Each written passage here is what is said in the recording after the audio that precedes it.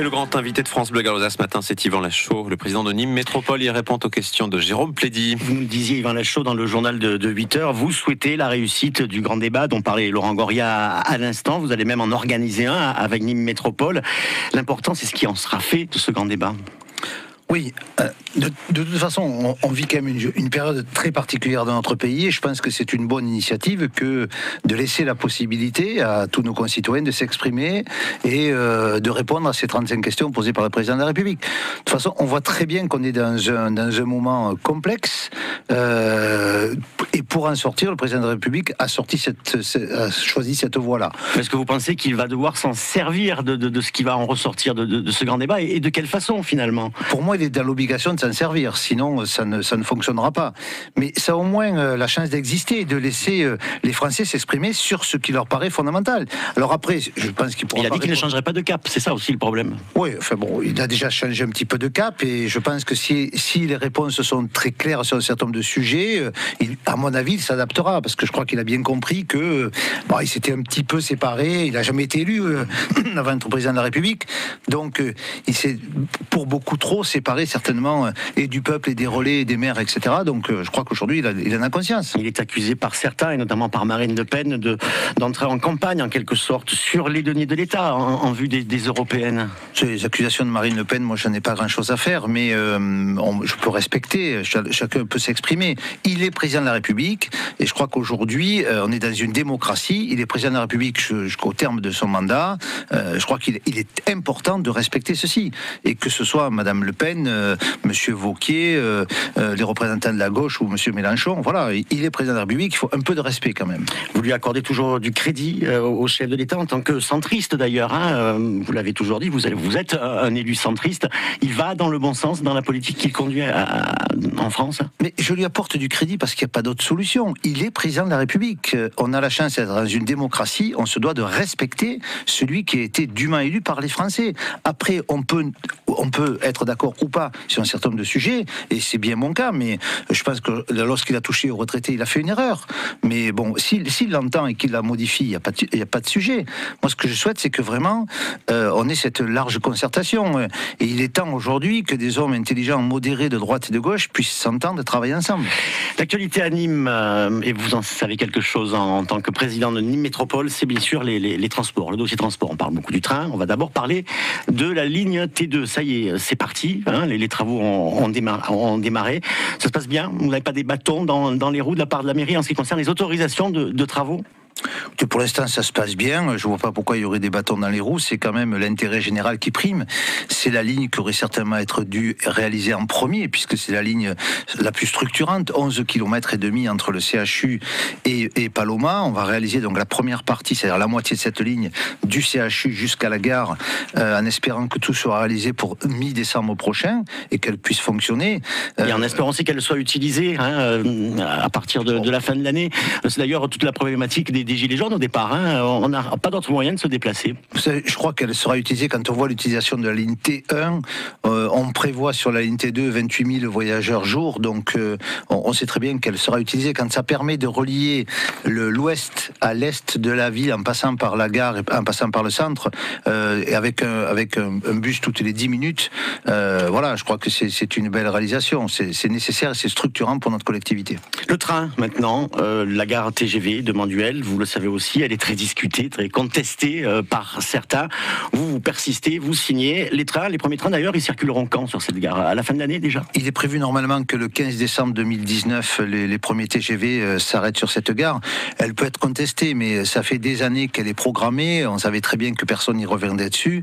Elle offre à notre territoire une chance extraordinaire. Ça veut dire d'avoir sur la ligne principale du nord au sud de l'Espagne, du nord de l'Europe au sud de l'Espagne, un arrêt, un site propre sur la Nîmes-Pont du Gard, relié par une navette fer en 8 minutes sur la gare Nîmes-Centre, et d'avoir donc, de ne pas voir les trains passer comme on l'a vu sur un certain nombre d'autres dossiers, et d'avoir des TGV, 14 TGV et Intercités sur Nîmes-Pont du Gard. Pendant ce temps, 11 TGV et Intercités resteront sur Nîmes-Centre. Et vous avez des garanties de la SNCF de ce côté-là? Parce qu'on le voit du côté de Montpellier, de la gare de la Maugère, il y a eu des déceptions. Il y a actuellement 8 trains par jour seulement. Il y a des déceptions sur la gare de la Maugère parce que l'erreur qu'a fait la SNCF, c'est de ne pas respecter la concomitance des deux gares. Il lui fallu que ces deux gares soient construites en même temps, puisque le modèle économique est bâti sur les deux gares, c'est-à-dire 6 millions de voyageurs, 4 millions à Montpellier, 2 millions à Nîmes.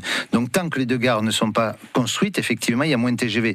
Mais je peux vous assurer, SNCF est en train de mettre 100 millions d'euros sur la construction de cette gare. C'est pas rien. On peut pas mettre 100 millions d'euros et puis qu'ensuite il n'y ait pas de TGV. Donc on sait pertinemment qu'il y aura et des TGV et des intercités. Et qui plus est, sur cette gare, elle est intermodale, puisque dessous cette gare, dessous la gare TGV, vous aurez la gare TER qui va permettre justement de trouver des connexions pour entrer sur le centre-ville de Nîmes. Donc à suivre pour cette gare TGV, mais vous parliez de développement économique, elle le permettra très certainement, c'est votre espoir en tout cas. Lors de vos vœux, vous avez avancé le chiffre de 4500 créations d'emplois à Nîmes Métropole par votre politique. Qu'est-ce que vous entendez par là? Quelles sont ces créations? Écoutez, il y a eu 2050 entreprises supplémentaires en 2014 et 2018, 4500 emplois, dont 24% sur les zones d'activité économique. C'est notre travail au quotidien. Pour moi, c'est mon implication principale. Je pense que notre devoir aujourd'hui est de faire en sorte que les hommes et les femmes, les jeunes de ce territoire puissent se former. Donc en même temps de la formation, vous voyez, on développe l'enseignement supérieur et la recherche, et en même temps d'attirer des entreprises. On va pouvoir annoncer fin janvier l'arrivée du groupe ASICS sur Garon, 150 emplois. Je pense que d'ici 2-3 mois, on pourra annoncer l'arrivée de ce grand groupe de 300 emplois. C'est notre travail au quotidien. L'eau, l'assainissement, même si c'est compliqué, les transports, on arrive à le régler, mais le développement économique, c'est vraiment ce qui peut sauver notre territoire. On a la chance d'être sur un carrefour autoroutier, voie ferrée, aéroport à côté, et avoir un climat extraordinaire, et permettre à celles et ceux qui y vivent de pouvoir y trouver un emploi, c'est notre travail au quotidien, c'est mon engagement. Et ça passera aussi par le développement du centre-ville de Nîmes. C'est peut-être aussi là où le bât blesse actuellement. Les commerçants notamment s'en plaignent très régulièrement. Est-ce que Nîmes Métropole a des actions dans ce sens à mener? Alors, c'est pas la responsabilité de l'agglomération, mais moi je veux pas du tout me disculper, bien au contraire. Je pense d'abord qu'il faut respecter ce qu'on a dit, c'est-à-dire réouvrir le boulevard de la Libération pour qu'il y ait vraiment un circuit qui puisse être établi autour de cette écution qui est historique dans la ville de Nîmes. Je pense ensuite qu'il ne faut pas avoir peur de pouvoir discuter avec des grands groupes tel Casino, tel Castorama, tel Truffaut ou autre, pour pouvoir implanter, comme l'ont fait d'autres villes, des structures de cet ordre-là dans le centre-ville. Si on essaie de raisonner, regardez ce qui sauve le centre-ville aujourd'hui, ce sont les petites épiceries, c'est-à-dire aujourd'hui, il y a très très peu de petits commerçants. Ce sont les grands groupes qui ont monté des supérettes. Et ces supérettes aujourd'hui, eh bien, elles permettent à ce centre-ville de vivre. Eh bien, je crois que ça, on peut le décliner. Nous aurions des jardineries au centre-ville, nous aurions des quincailleries au centre-ville, nous aurions des showrooms de par exemple Ikea ou d'autres au centre-ville. Ça serait porteur aussi. Et un stationnement moins cher. Certainement. Et des facilités par l'accès par le trambus, etc., etc. Mais nous devons être innovants. On sait très bien qu'on ne peut pas rester collé à des structures aujourd'hui. Le petit commerçant aujourd'hui, moi je travaille avec des jeunes, quand je vois des jeunes sortir de terminale ou de classe préparatoire, il n'y en a aucun qui me dit je vais être commerçant. Et voilà. Ça sera au cœur de la campagne que vous comptez toujours mener, Yvan Lachaud, en vue des municipales. Certainement, ce sera au cœur de la campagne, parce qu'on a le devoir de s'occuper de ce centre-ville. On n'est pas les seuls à souffrir. Mais moi, j'ai déjà rencontré des grands patrons pour essayer de, effectivement, avoir des implantations sur le centre-ville. Merci Yvan Lachaud d'avoir été notre invité ce matin sur France Bleu Gare-Lozère. Vous étiez avec nous depuis 7h50 pour parler donc notamment de la SOR. Et c'est à réécouter en intégralité bien sûr sur francebleu.fr d'ici le courant de la matinée. Merci Yvan Lachaud. Merci Jean.